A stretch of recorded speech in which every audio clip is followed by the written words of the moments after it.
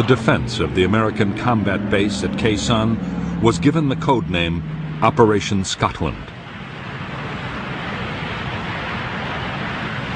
Khe Sanh was one of the most remote outposts in Vietnam, but by January 1968, even the American president, Lyndon Johnson, had taken a personal interest. With the Marines facing a full-scale siege by the North Vietnamese army, the question was being asked, should the base be held, or should it be quietly abandoned?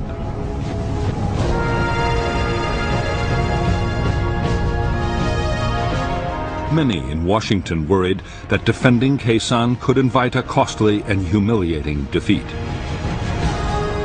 General Westmoreland, the U.S. commander in Vietnam, dismissed all such fears. Already, Khe Sanh was tying up nearly 20,000 North Vietnamese troops, and there might be a chance of winning a major American victory.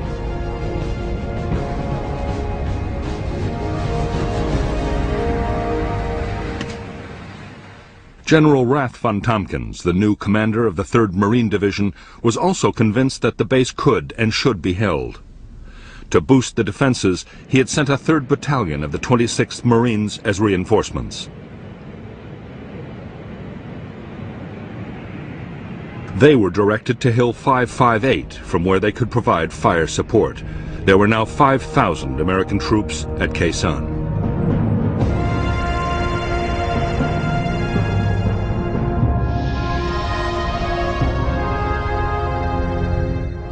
The combat base at Khe Sanh was built around a 3,900-foot airstrip. Beside the strip was the Marine Air Traffic Control Unit. Nearby was the 26th Marine Command Post and the Fire Support Coordination Center.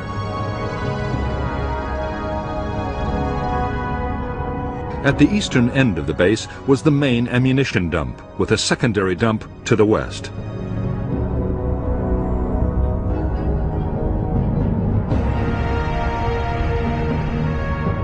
The base perimeter was manned by the 1st Battalion and a company of the 3rd.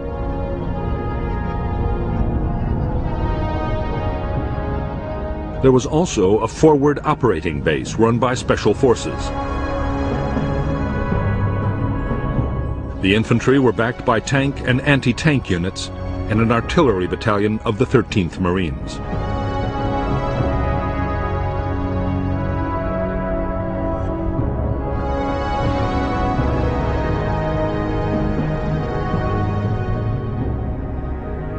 Outside the Khe Sanh base, the Marines held Hill 881 South, Hill 861, and a radio relay station on Hill 950.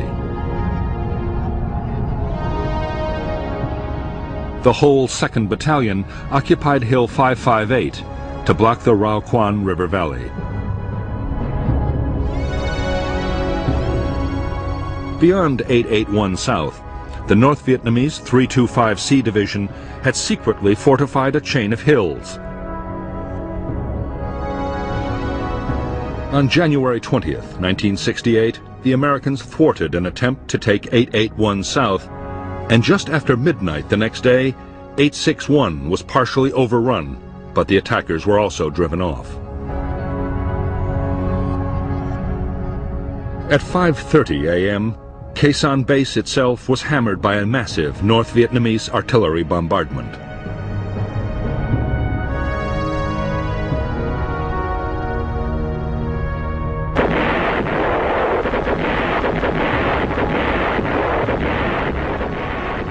The shattering barrage of shells, mortars and rockets, which slammed into the Marine combat base at 0530 on January 21st, signaled the start of the battle for Khe Sanh.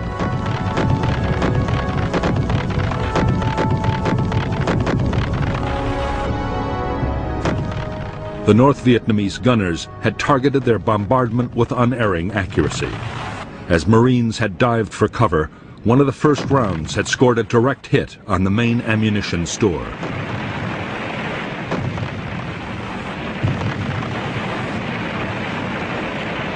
The No. 1 dump stored 1,500 tons of artillery and mortar rounds 90% of the base's entire stock, or 10,000 rounds. All of it was lost.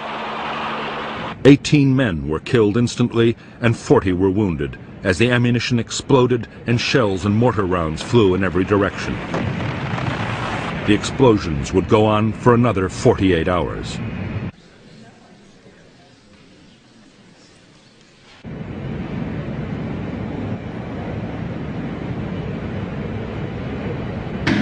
Even at the height of the chaos, the Marines were still able to fire their mortars and guns against the enemy batteries.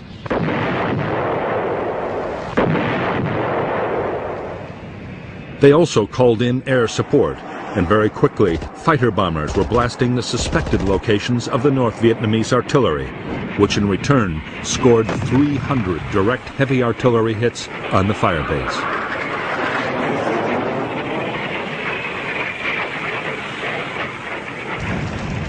As the bombardment of the base reached a crescendo, the 26th Marines commander, Colonel David Lowndes, expected a massive North Vietnamese ground attack at any moment. But the attack didn't come. The North Vietnamese infantry had a different objective. The target was Khe Sanh village, 3 miles from the Marine combat base.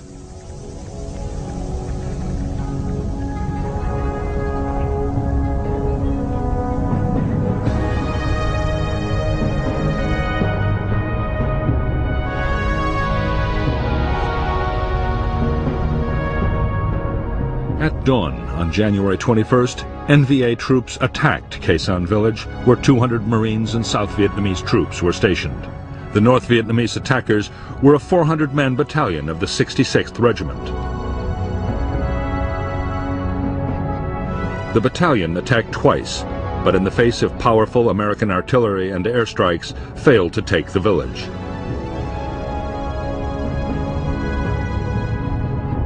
An attempt at reinforcement by a South Vietnamese unit went disastrously wrong, and the whole force was destroyed.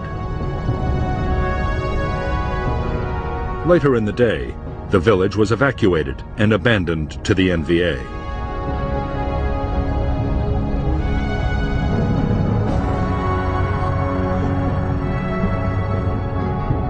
Later that evening, Khe Sanh base itself was probed by a North Vietnamese assault unit.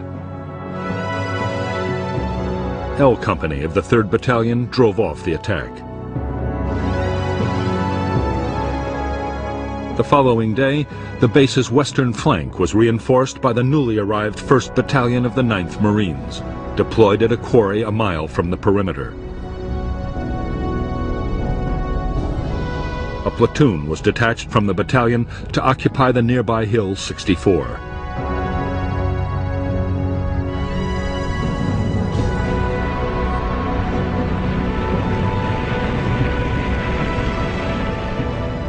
For the Marines inside the Khe Sanh base, the days were now filled with feverish activity. There were sudden heavy bombardments from NVA guns and rockets.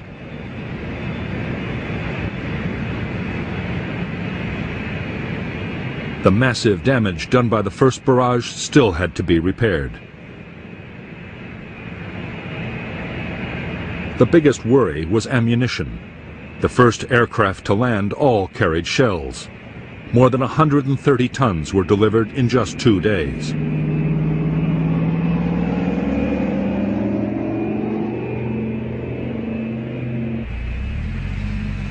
Reinforcements arrived too. The Marines were joined by 300 South Vietnamese Army Rangers, and Colonel Lowndes now had more than 6,000 men inside the compound and in 7 defended positions on the surrounding hills.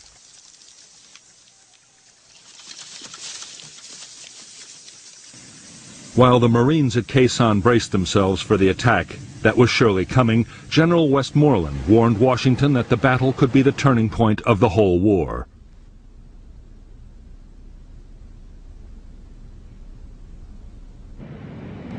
In the United States, President Johnson was getting more and more worried about what might happen.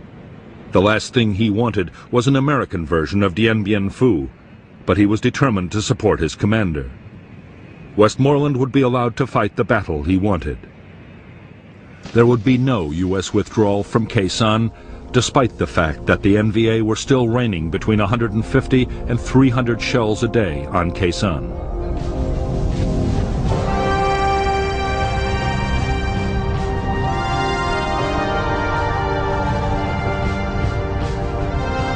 It was the awesome potential of American air power that convinced U.S. military leaders that Khe Sanh could be defended.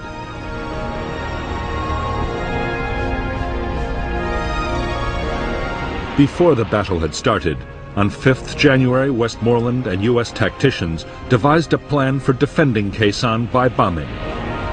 It was already being unleashed on the North Vietnamese divisions with devastating effect.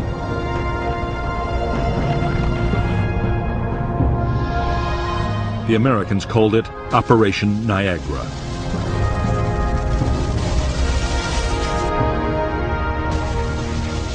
The first part of Niagara was to pinpoint North Vietnamese troop concentrations. Information from air reconnaissance, special forces teams, radio interception, and every other possible source was fed into the intelligence system.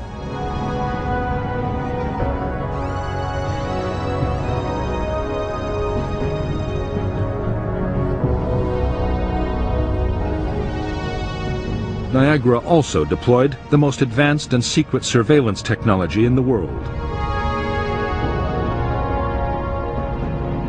Aircraft and helicopters scattered hundreds of electronic sensors across the enemy's main lines of approach. They could detect the movement of troops and send signals to alert the Americans. As the intelligence picture built up, Operation Niagara quickly gathered momentum. In spite of rivalry between the Air Force and the Marines over who should control operations, every available warplane in the area was standing by. At the peak of the siege, American planes dropped triple the tonnage of bombs delivered on a peak day during World War II.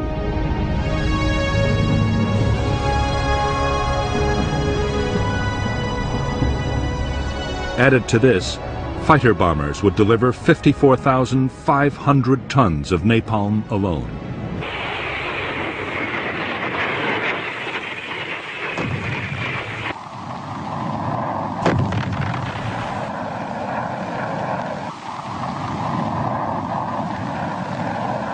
Although fighter bombers were flying the vast majority of Niagara missions, most of the sheer weight of bombs was being delivered by B-52s, as part of an ongoing operation codenamed Arclight. The strikes were flown around the clock. A cell of 3 B-52s arrived over the Khe Sanh area every 90 minutes.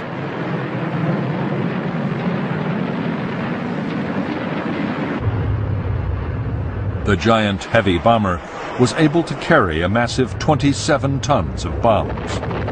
The aircraft dropped their loads from 30,000 feet, high enough so that the planes couldn't be seen or heard from the ground. The only warning most North Vietnamese troops got of a raid was the shattering detonation of the first bombs. Over the 77 days of the siege, B-52s flew over 2,500 sorties, dropping more than 53,000 tons of bombs. The biggest Arclight raid of the Vietnam War so far was launched as part of Operation Niagara on January 30th. American radio direction finding seemed to have discovered North Vietnamese Army headquarters for the Khe Sanh offensive. Whether it was or not, no one is sure, but the site was annihilated by 2 B-52 raids in a single day.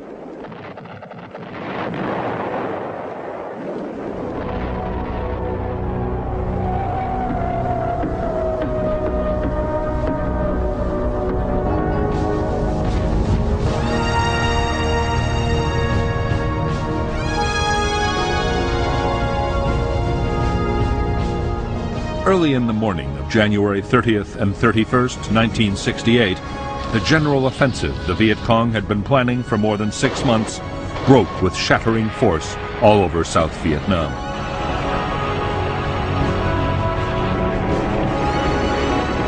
As tens of thousands of Viet Cong attacked towns, cities, and military installations, American commanders were stunned by the sheer scale of the assault.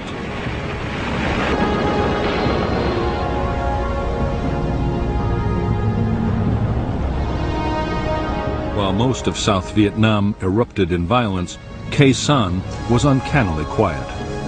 A North Vietnamese army defector had confirmed that there was to be a major attack, but nothing had happened yet.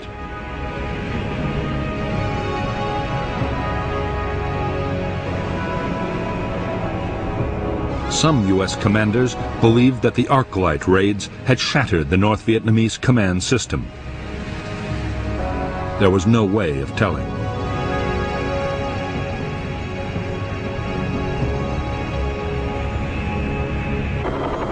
As the tide of the Viet Cong's Tet Offensive swept over South Vietnam, most of the advance was being countered by the South Vietnamese army.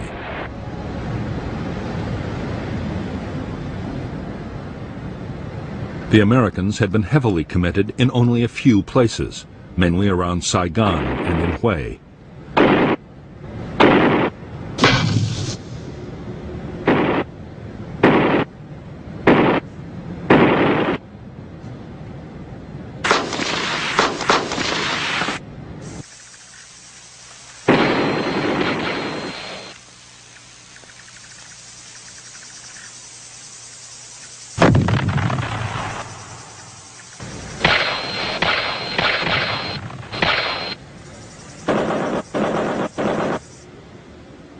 General Westmoreland was holding back his forces, still convinced that the main attack would come at Khe Sanh.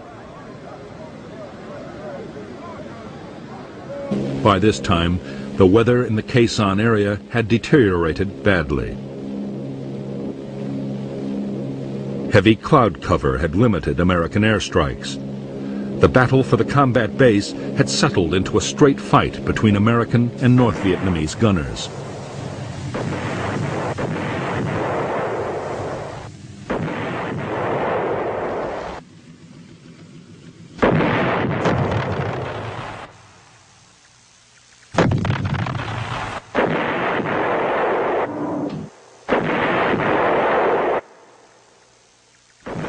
The busiest time for the American guns was after dark, when the NVA were most active. Every night, the Marines laid down concentrated patterns of fire on likely areas. Sometimes, in bombardments known as mini-arclights, an intense artillery barrage was combined with radar-guided airstrikes to saturate a target completely.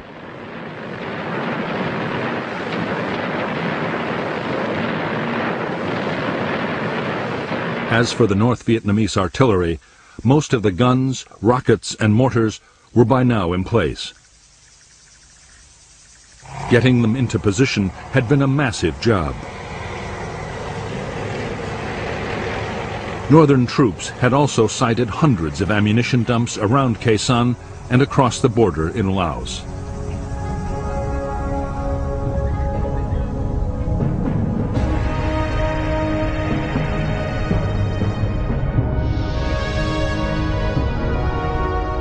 The North Vietnamese had placed large numbers of their shorter-range guns and mortars within 2 miles of the Khe Sanh base.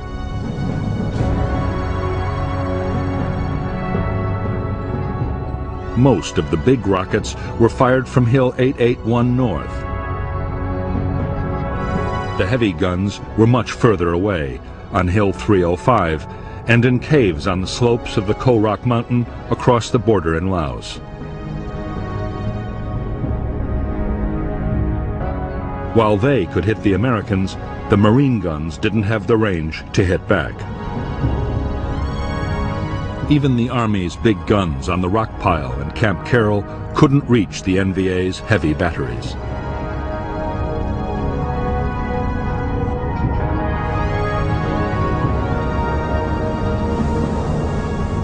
By now, more than 2 weeks into the battle, over 150 North Vietnamese artillery rounds were hitting the Khe Sanh base and its outposts every day, rising to a peak on February 23rd of 1,300. For the Marines, building the best possible protection was a matter of life and death. Orders were that every man had to have access to a bunker able to stop an 82mm mortar round. Command posts were to withstand a 120mm hit. As for the heavy shells of the NVA's biggest guns, nothing could stop those.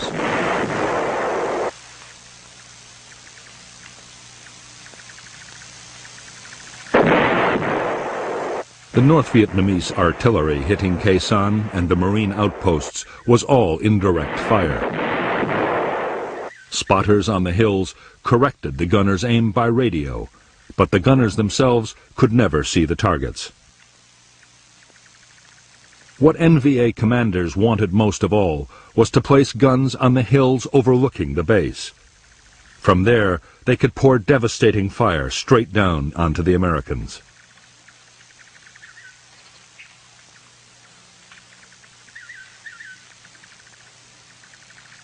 On February 5, 1968, the American chain of electronic sensors detected a large-scale NVA movement.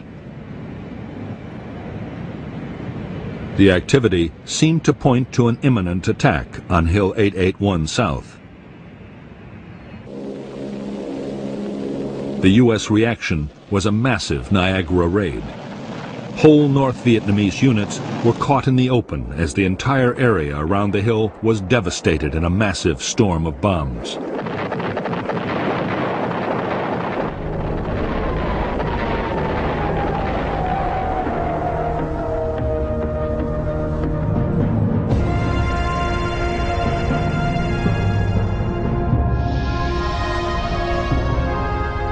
Although a North Vietnamese attack on Hill 881 South had been blocked, the Americans had failed to detect a battalion closing on an outpost called 861A.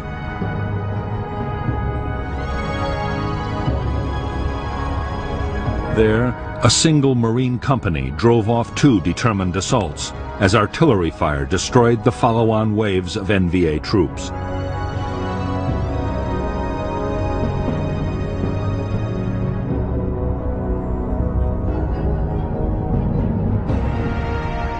On the night of February 6th, the North Vietnamese 304th Division began to clear ground approaches to Khe Sanh from the west. The first objective was the American Special Forces camp at Long Vây, manned by a handful of U.S. troops and a battalion of South Vietnamese local militia.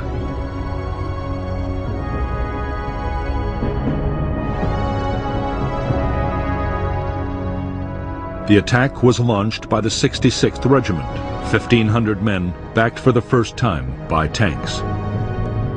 In less than 3 hours, the Long Vây camp was overrun, and only 74 of the 400 U.S. and South Vietnamese defenders survived. The next target for the NVA was Hill 64, occupied by a single American platoon. A two-pronged infantry attack was launched against the hill, but a relief platoon, supported by fierce air and artillery fire, drove the North Vietnamese to the west.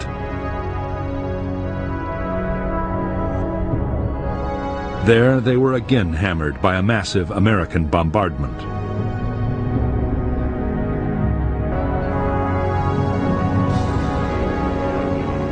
Even though the NVA had again failed to take any more American hill outposts and had lost hundreds of men in the attempt, they had at least captured Long Vây.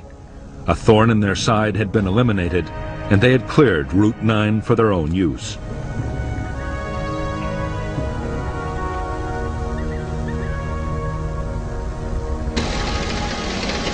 Artillery reinforcements, including 130mm guns, could now be brought much closer to the Khe Sanh base.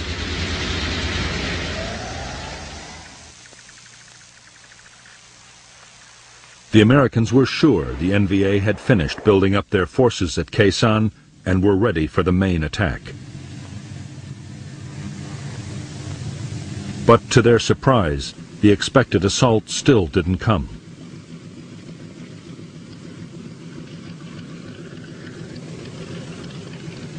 Instead, the siege settled down to a deadly daily duel fought by artillery and aircraft.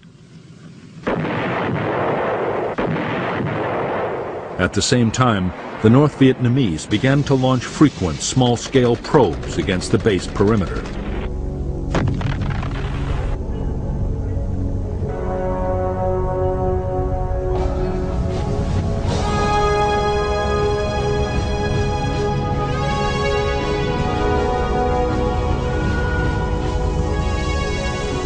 In Washington, anxiety about the fate of the Marines at Khe Sanh was mounting.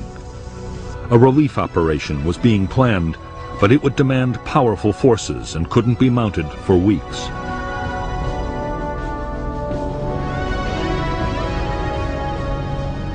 The weather was still too poor. Meantime, if the base's air bridge was cut, it would be all over for Khe Sanh. The troops manning the base needed ammunition, food, and medicines.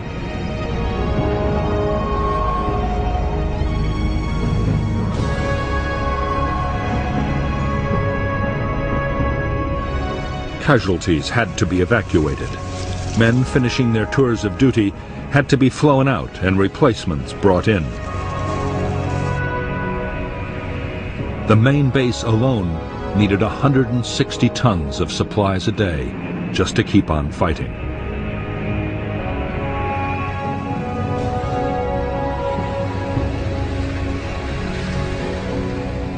The supply effort depended above all on the huge load-carrying ability of the C-130 Hercules transport.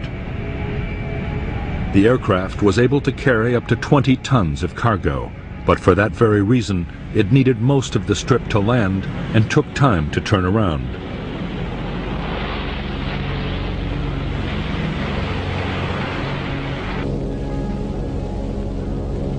Every plane met a storm of anti-aircraft fire, mortars, and artillery.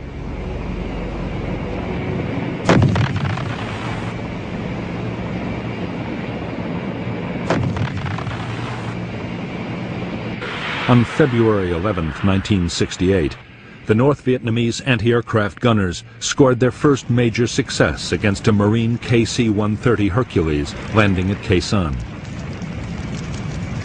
The plane was carrying a cargo of helicopter fuel and burst into flames. 6 of her crew were burned to death. The loss of the C-130 marked the end of attempts to land very large aircraft at Khe Sanh. Smaller, more nimble planes like the C-123 Provider, as well as Marine helicopters, would still come in. But without the big loads of the Hercules, the base would never survive. Other methods would have to be tried. The most successful new method was called LAPES, the Low-Altitude Parachute Extraction System. The Hercules flew only 5 feet above the runway while a parachute snatched the cargo pallets out of the hold.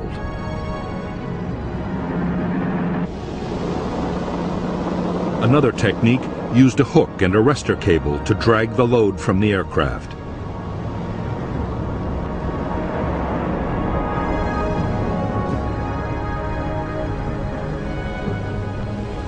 In February 1968, appalling weather with ground fog and low cloud stopped all low-altitude deliveries. The only option was to parachute supplies into a drop zone just outside the perimeter. Several thousand tons would arrive this way, but still for the Marines, bad weather invariably meant tight rations.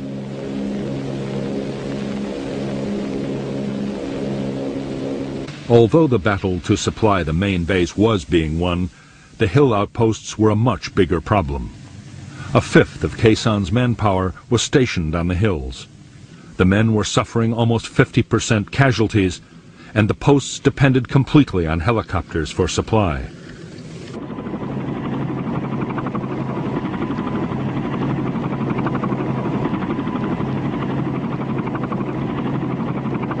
For the crews of helicopters supplying the hill outposts, every mission was a gamble with death. North Vietnamese gunners were quick to target the approaches and the landing zones.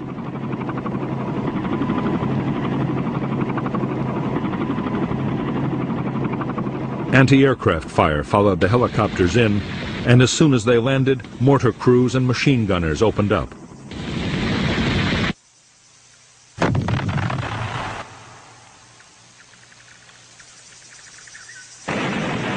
As the slopes of the hills became a graveyard for American helicopters, the Marines realized that the survival of the hill outposts was under serious threat.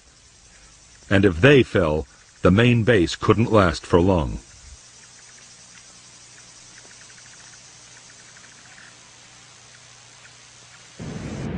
Air commanders worked frantically to devise new tactics for getting helicopters in and out of the hilltop bases safely.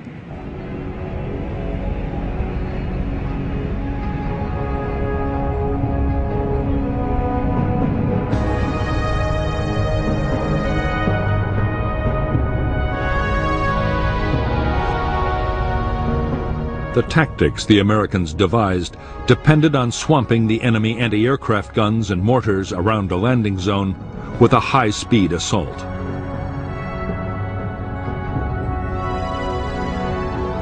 "12 Skyhawk fighter bombers, 4 Huey gunships, up to 16 supply helicopters, and an airborne command and control aircraft all acted together.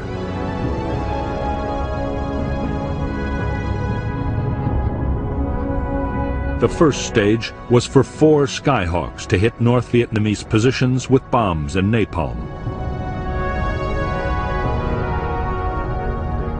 2 more laid tear gas. Next, 2 Skyhawks dropped smoke bombs to create a corridor, and 30 seconds later, the transport helicopters swooped in, covered by the Huey gunships. Meanwhile, 4 more Skyhawks with rockets, bombs, and guns made close-in attacks. The whole operation was over in less than 5 minutes.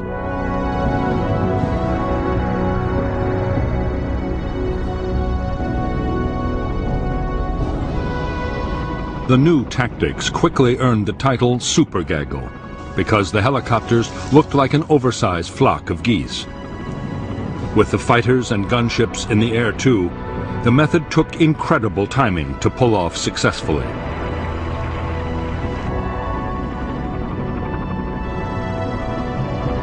But it worked. Only 2 more helicopters would be shot down, supplying the hill outposts.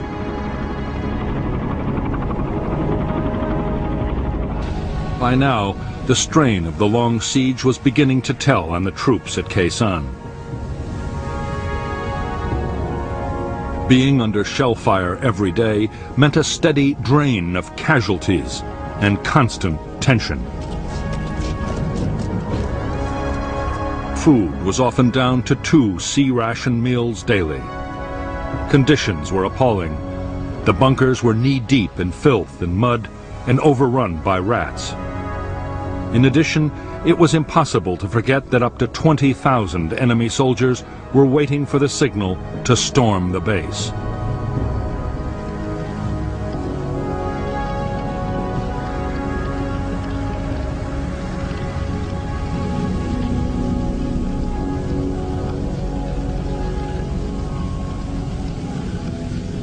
To stop the men brooding about their possible fate, officers and NCOs kept the troops as busy as possible. Digging trenches, filling sandbags, and improving bunkers was a big part of every day.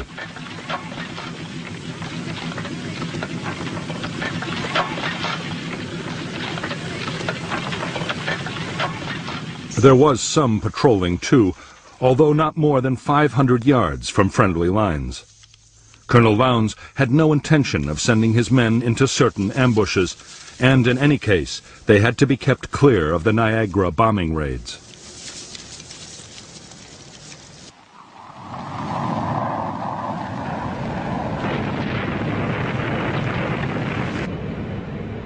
On the base perimeter, the watchword was constant vigilance. The North Vietnamese were probing the defenses with infantry and sapper teams.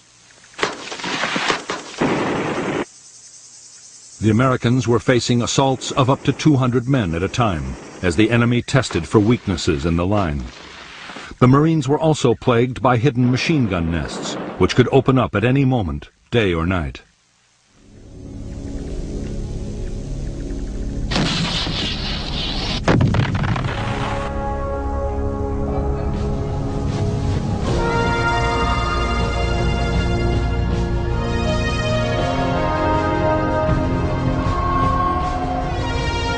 By now, the attention of the American public was riveted by the Battle of Khe Sanh.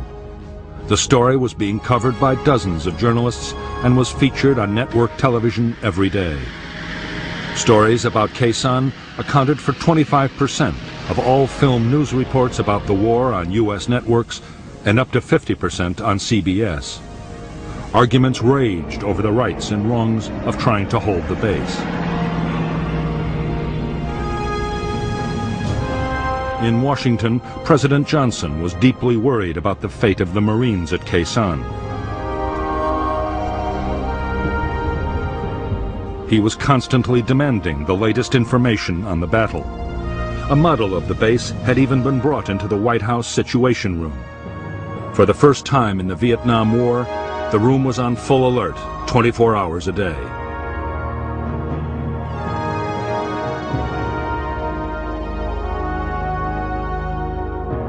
A multitude of doubts and fears haunted the president and his advisors. Should nuclear weapons be used to save the base, as some had suggested? What if the enemy diverted or poisoned the base's water supply? Most worrying of all, what if enemy jets mounted a sudden bombing attack on Khe Sanh? It would be a massive propaganda victory for the North.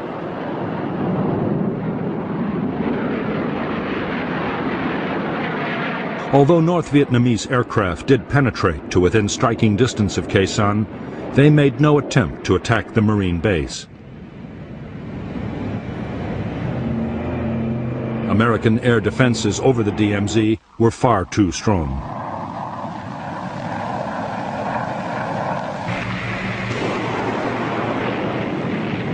The biggest threat to the Marines at Khe Sanh did not come from modern fighter aircraft. It came from one of the most primitive weapons in warfare. The North Vietnamese besieging Khe Sanh were digging mile upon mile of trenches and bunkers, just as they had at Dien Bien Phu. They were fast approaching the perimeter of the combat base itself.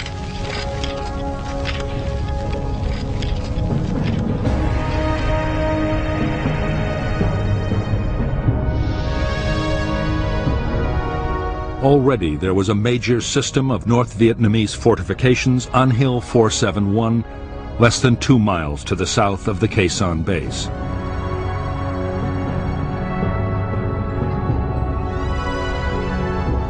Now, at incredible speed, the trench lines were being extended northwards until they reached to within 25 yards of the American perimeter.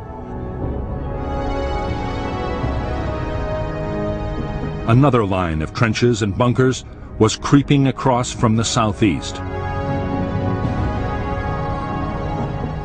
The NVA plan was for the infantry to mass under cover of the trenches before launching their final assault.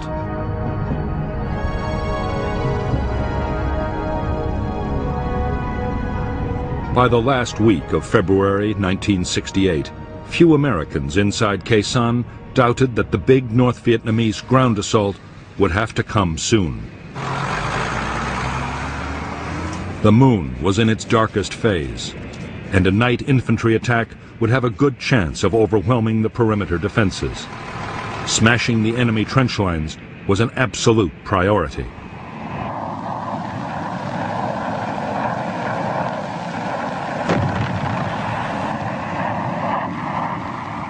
The Americans tried every conceivable method to destroy the trenches. Napalm and bombs were rained down in huge quantities. The Marines fired countless artillery barrages.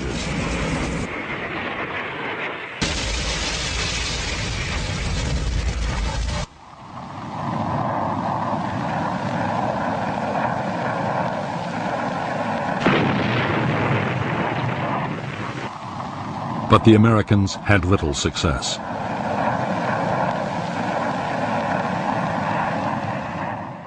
The discouraging fact, learned from other wars, was that it could take 1,000 hits to destroy 100 yards of trenches.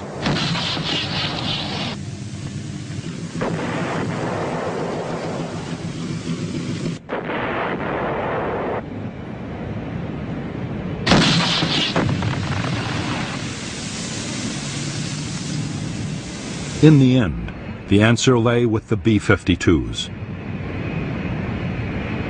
Up to now, arc-light raids had been kept more than 2 miles away from the base perimeter. On February 27, 1968, the restriction was lifted.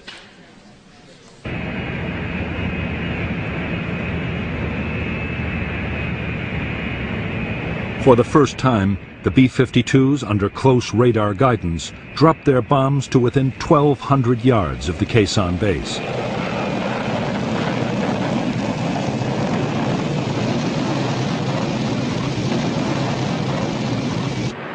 The effect was shattering. There was massive damage to the North Vietnamese trenches and bunkers.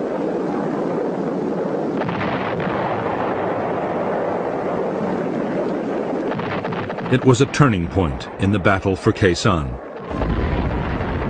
From now on, close-in bombing by B-52s would play a major part in the defense.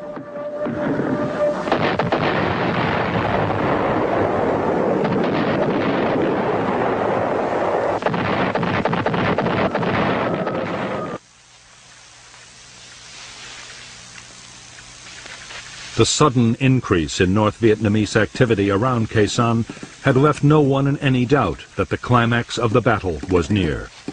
A few days before, a Marine patrol trying to get information had been almost wiped out. North Vietnamese traffic along Route 9 from Laos had also risen to a new peak. Enormous quantities of supplies were being rushed to the Khe Sanh divisions for the final assault.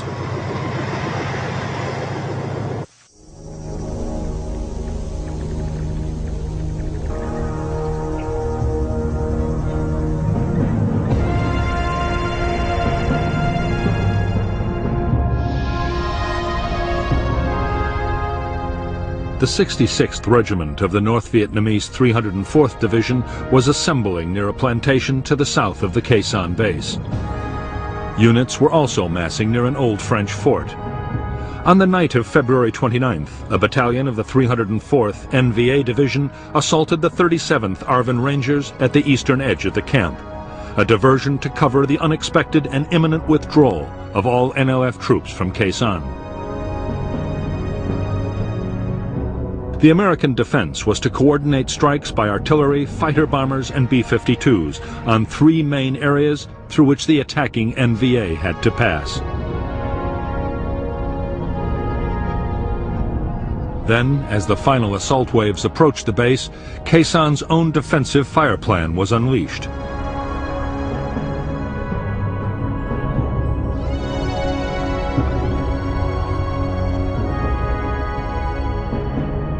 The base perimeter at the point of attack was manned by the 37th South Vietnamese Ranger Battalion. As the lead NVA units advanced, the base fired an artillery pattern forming the sides of an open box.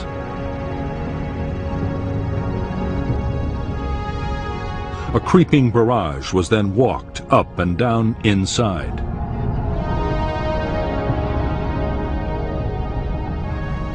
At the same time, 2 NVA battalions, cut off behind the box, were hit by fighter bomber strikes.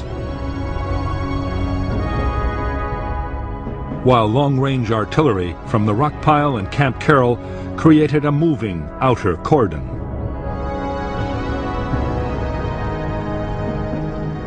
The North Vietnamese troops, who survived to emerge from the open end of the box, then faced the direct fire of the South Vietnamese Rangers.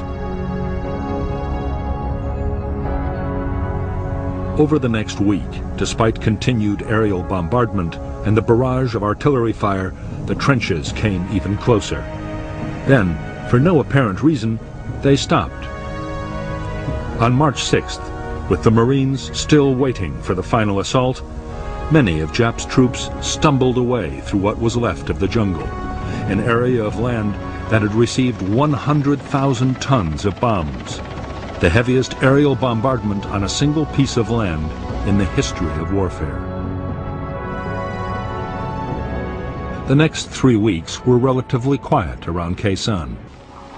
American air activity increased steadily as the weather improved, and more NVA units began to withdraw into Laos. But the battle for Khe Sanh was not yet over. On March 22, 1968, there was a sudden explosion of violence. Without warning, a massive North Vietnamese bombardment, including huge numbers of heavy shells from the Ko Rock Mountain, slammed into Khe Sanh. More than 1,000 rounds hit the base at the rate of 100 every hour. At the same time, the electronic sensors around Khe Sanh again indicated NVA movements, and the Americans replied with heavy bombing.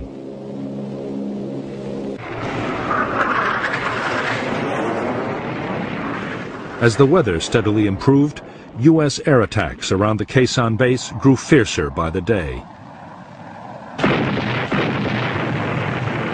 Further afield, over the North Vietnamese rear areas, fighter bombers roamed with orders to pounce on any movement.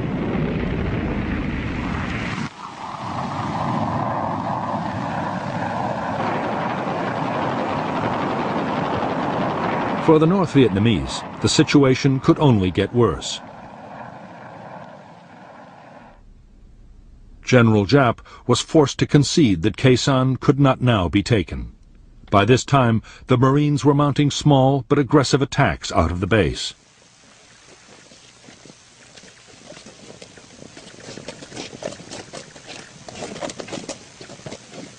General Giap now ordered the remainder of his units to pull back from Khe Sanh. One by one, the NVA regiments around the base melted away. Only 6,000 troops were left behind to continue the siege of the Marine combat base.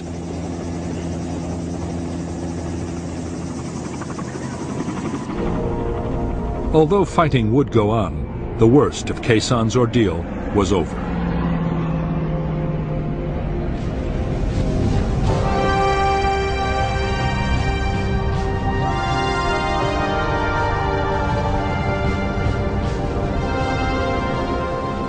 On April 1, 1968, the Americans formally ended Operation Scotland, the defense of Khe Sanh, and 7 days later began Operation Pegasus.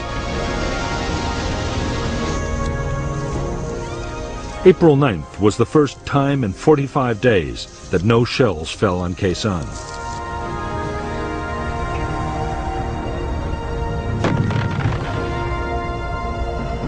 The aim of Pegasus was to reopen Route 9, the road linking Khe Sanh to the other American bases along the demilitarized zone. As well as the Marines, Pegasus deployed the 1st Air Cavalry Division, the most mobile American unit in Vietnam.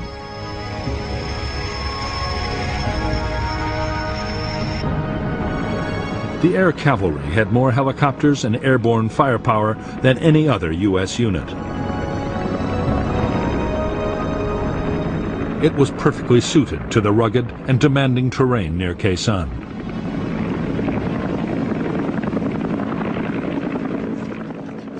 For Pegasus, the division's commander, Major General John Tolson, was also given the 1st Marine Regiment, a South Vietnamese airborne task force, and the 26th Marines in Khe Sanh.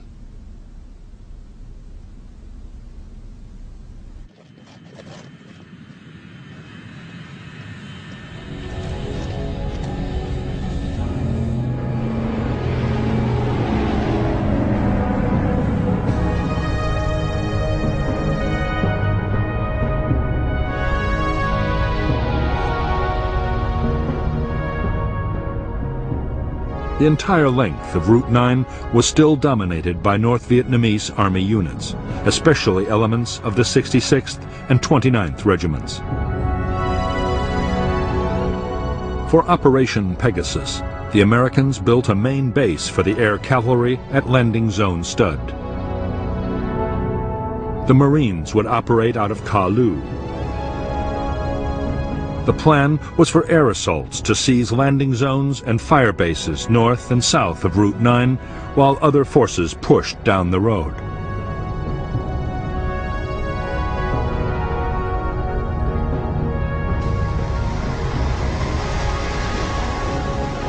Although the weather was poor for fighter-bombers, the weight of American firepower supporting Pegasus was still enormous.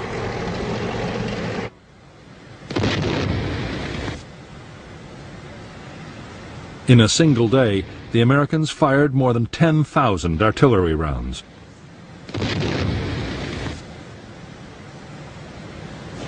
Before the operation was over, B-52s launched 45 arc-light strikes. The American offensive was unstoppable. By April 5, 1968, the air cavalry had forged past Khe Sanh and established landing zones west and south of the combat base.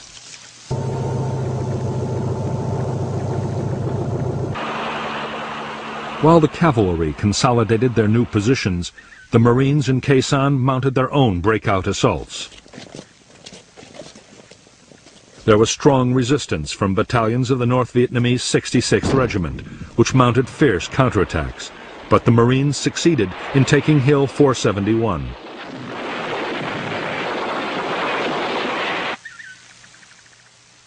It was the first of a string of NVA hills recaptured over the next few days.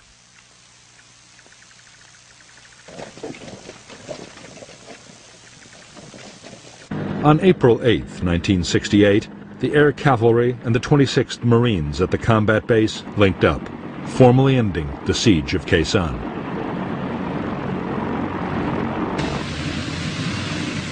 In fact, the Marines were less than pleased to be seen as being rescued by the Army. In their view, they had long since guaranteed their own survival.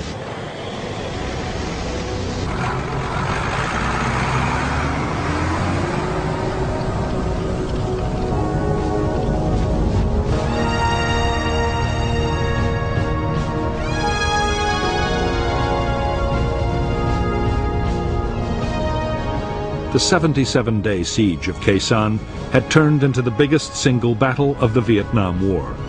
The official assessment of the North Vietnamese Army dead was just over 1,600, with 2 divisions all but shattered. But thousands more were probably killed by bombs and left no trace of ever having existed.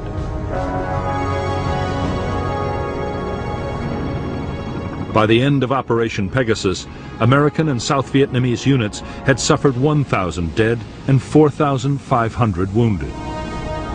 But official figures state that under 250 had been killed at the Khe Sanh combat base and its outposts. In the aftermath of the battle, General Westmoreland had high hopes that the next phase would be the thrust into Laos he had long advocated.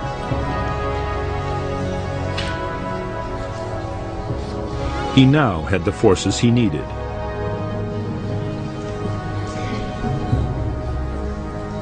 But Westmoreland's hopes for a great campaign to follow up his victory at Khe Sanh were soon dashed. In the United States, by the spring of 1968, American public opinion had turned sharply against the war in Vietnam.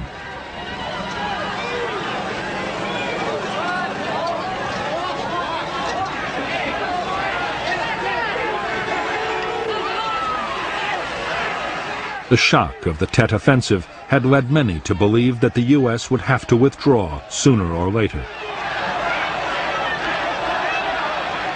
Under severe pressure, President Johnson had promised to search for a negotiated peace.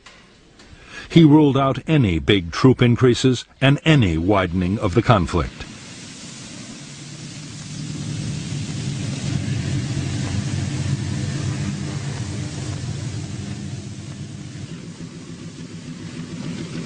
In June 1968, General Westmoreland approved the destruction of the Khe Sanh combat base.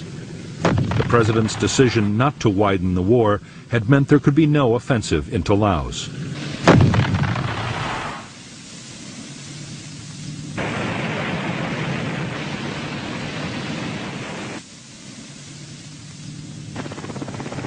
Nor was the base needed for defense, as there were now strong and highly mobile American forces in the area.